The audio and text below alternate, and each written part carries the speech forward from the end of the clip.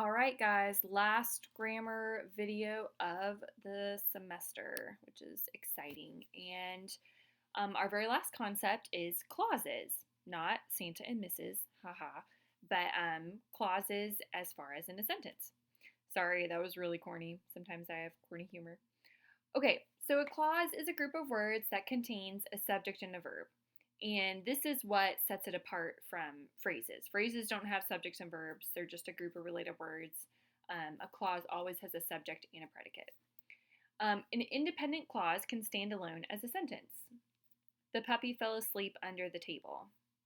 Whereas a dependent clause cannot stand alone because it begins with a subordinating conjunction or a relative pronoun.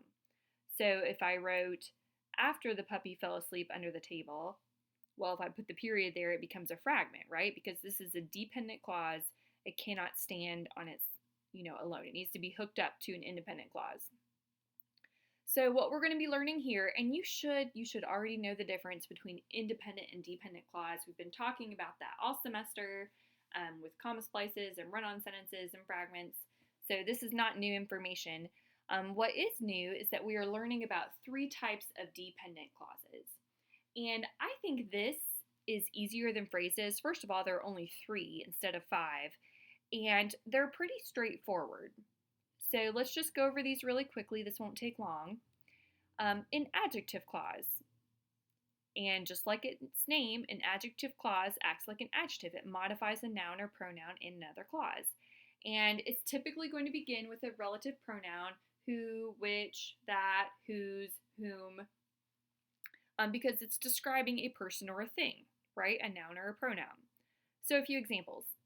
Nathaniel Hawthorne is the great American writer who lived in the town of Salem. So we know that who lived in the town of Salem is modifying Hawthorne. It's modifying a noun. His poetry, which exists mostly in fragments, is inspiring. So again, that clause, that underlying clause, is modifying the noun poetry. The student whose essay was lost frantically tried to recover it from his hard drive.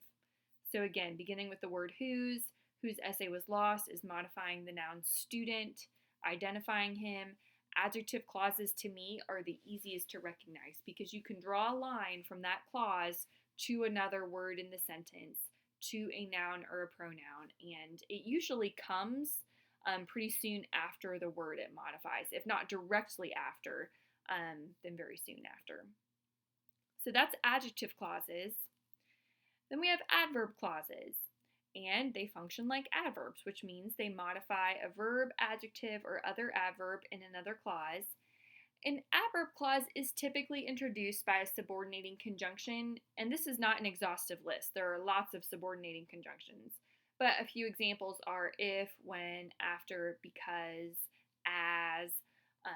Those are all subordinating conjunctions. So, if you can make the first cut, you have a good chance of making the team.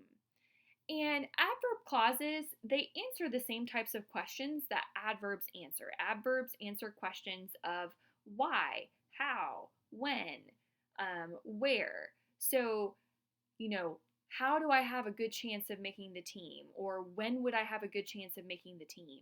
If you make the first cut. So they're answering those types of questions. His salary was increased when the sales results were tabulated. And so here, this one to me is very clear. This whole clause is modifying the adjective increased. His salary was increased. Increased is a predicate adjective. And when was it increased? When the sales results were tabulated. And again, you don't even have to think through all those technical aspects, because really what you have to ask yourself here is it modifying a person, place, or thing? If you can make the first cut. No, that's not describing a person. That's answering a question about the situation. So that's maybe an easier way to think about this. One more example. Because we were exhausted, we decided not to go hiking last night. So again, why didn't we go hiking? Because we were exhausted. So to me, that is an easier way to think about adverb clauses. They answer questions of why, how, when, where. And then finally, we have the noun clause, which functions as a noun. So because it's functioning as a noun, it's going to serve as the subject of the sentence, a direct object, a complement. Now, a noun clause, sometimes people, they can begin really with a relative pronoun or a subordinating conjunction. So that may throw you off a little bit, but there's something will help you. Noun clauses are very easy to identify. Whoever baked this pie is an amazing cook. Now here, we have this whole clause is functioning as the subject of the sentence. And just like with gerund phrases that function as nouns, noun clauses can't be removed from sentences.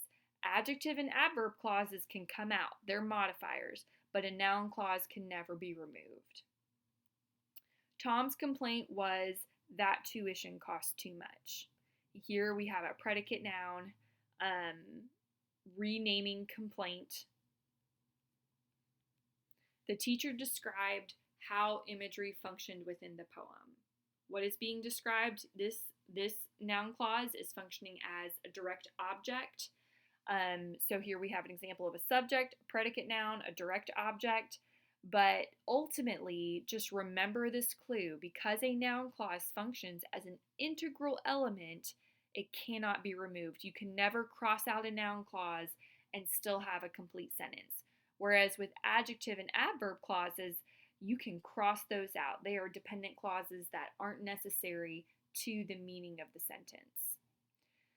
So let's do a little practice with these. If the manager is unable to help, try the assistant manager. Okay, so I like to kind of do process of elimination. This clause, if the manager is unable to help, is it describing a person or a thing? No. Well, can I take it out?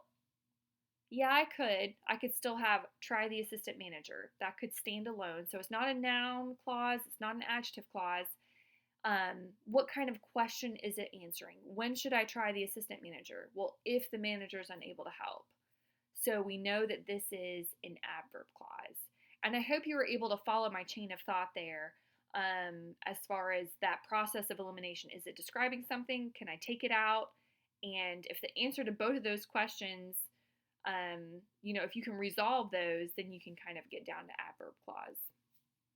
The scientists said that the ozone levels were too dangerous. Okay, is it describing something or a person? No. Can we take it out? All right, if I cross this clause out, the scientist said what? It requires a direct object, so we know that is a noun clause. The man whose neck was broken has recovered completely. These to me are easy. It's describing a person, so it's an adjective clause. Throw one more in here. Even though we've been in a drought, my lawn is thriving this year. And this is an independent clause.